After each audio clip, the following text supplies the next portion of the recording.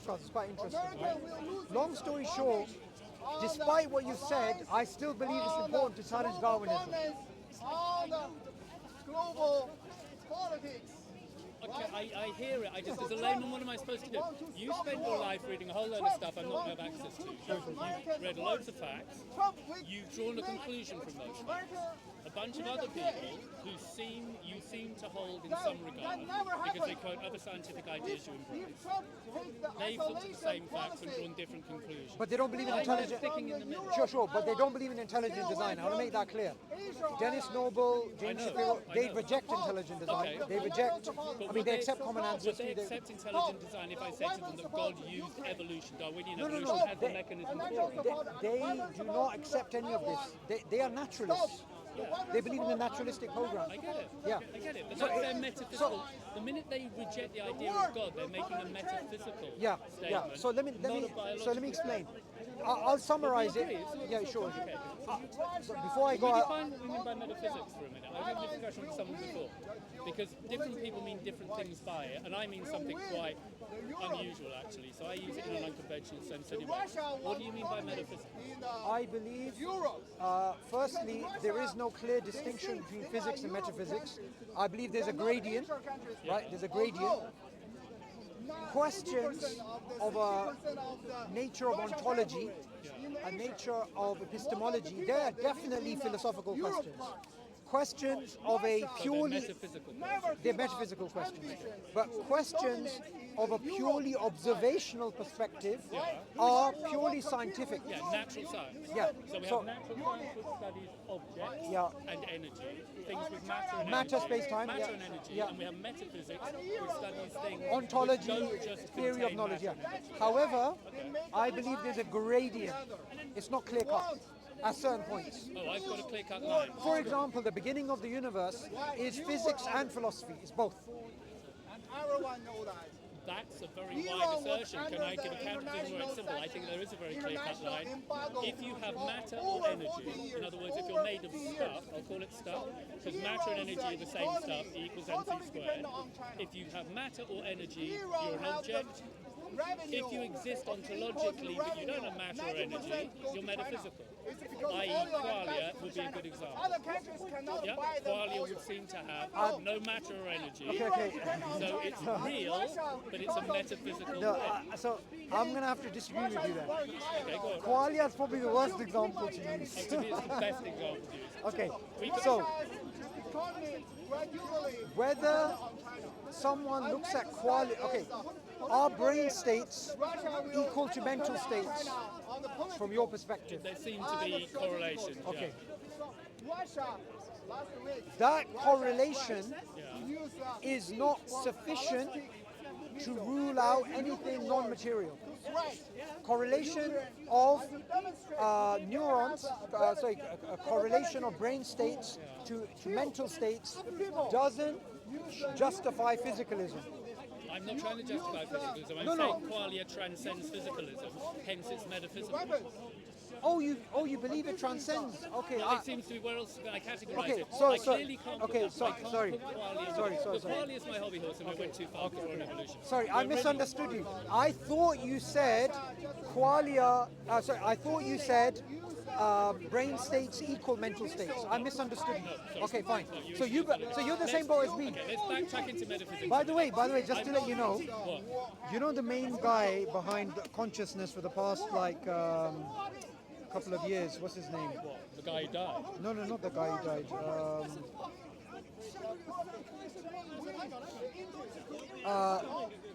Robert Lawrence Kuhn. Oh yeah. Actually, I don't know much about him. I know the name. I've seen him on a couple of things. So he's the guy who's written a paper called "The Landscape of Consciousness." Right? This paper was published this year, and it's 175,000 words. So it's all of the views of consciousness, right? And he's not a materialist, right? Yeah. So we're in convergence from the perspective that qualia is a good example Right. of something.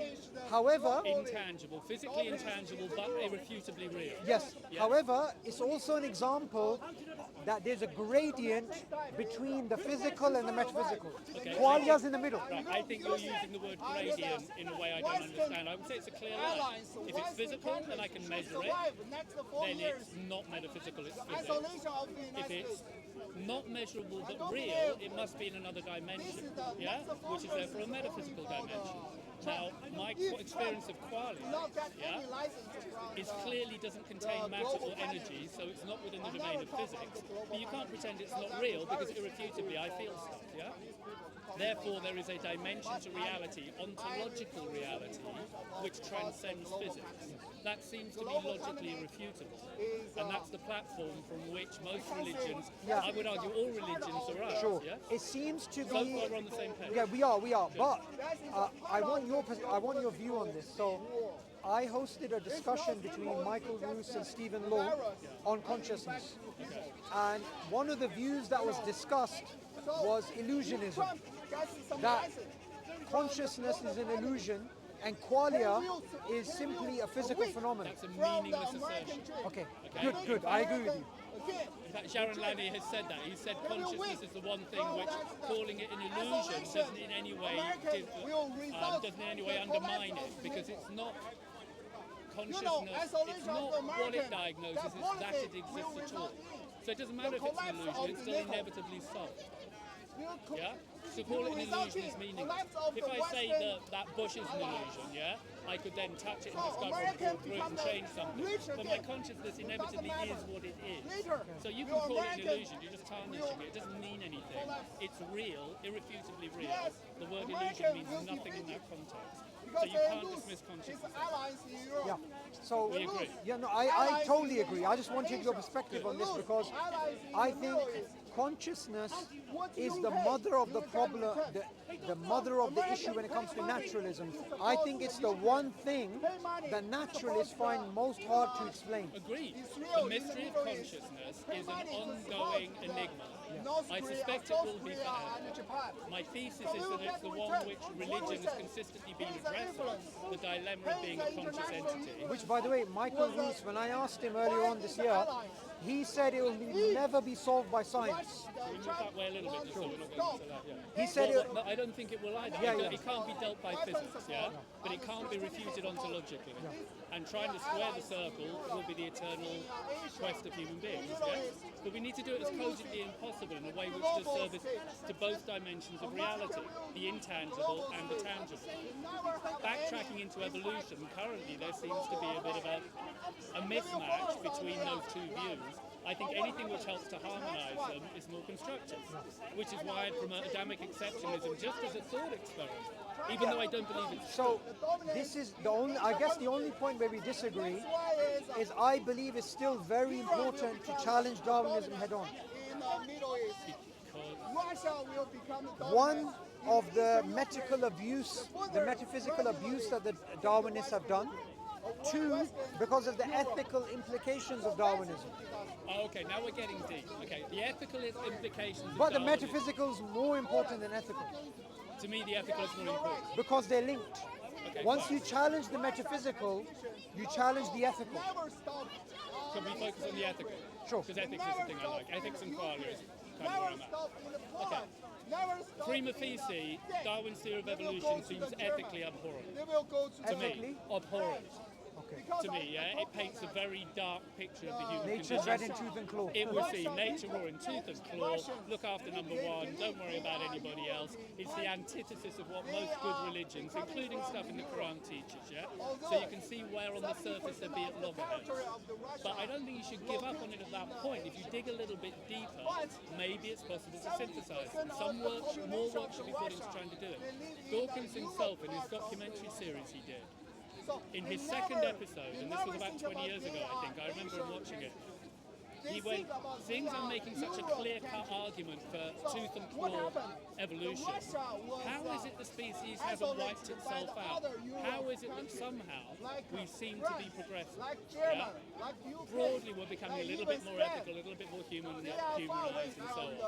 And he acknowledged that somewhere in the mix there must be a counterbalancing positive force, because his basic premise is so bleak, we shouldn't be doing as well as we're doing. So he acknowledged, in a sense, he's missing something.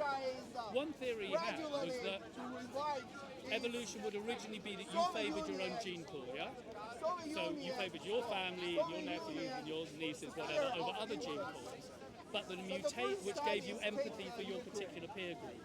But at some point, around it, all divinely inspired, mutation occurred, where that instinct to empathise with your peer group happened to extend then to the wider community of human beings themselves. And when that happened, that was the evolutionary leap into us being fully functional ethical beings. Yeah? So even within his own mechanism, he could see how we could evolve through mutation to be the ethical paradigm that your religion embraces, and I would advocate. Yeah? So why can't we should give some ground to that instead of just attacking it? Because it might be a way of synthesizing the two worldviews. Sure. What I would say to that is that the idea that Darwinism can be synthesized with our humanity goes back a few decades to W.D. Hamilton. And W.D. Hamilton, and then afterwards Dawkins popularized it. They had the theory of kin selection to explain our humanity. And then afterwards, reciprocal altruism was another theory. And then, like you pointed out, the expanding circle. Okay? Sorry, do you want to bring Jamie in? No, you pointed out Peter Singer's expanding circle. I've spent years studying the ethical arguments they've come up with, and I disagree with all three of them. So kin selection, reciprocal altruism, and the expanding circle, I think are flawed theories. What do you mean by reciprocal altruism? Because to me it sounds like empathy and it sounds good. Does So it not mean reciprocal altruism is you scratch my back, I scratch yours. Yeah, for adaptive benefits. Okay? Yeah. So I disagree with them heavily. If you wait for me a few minutes, I'm just going to pray, and then you carry on. No, of course. I mean, I'm just going to pray and then. I'll pray with you.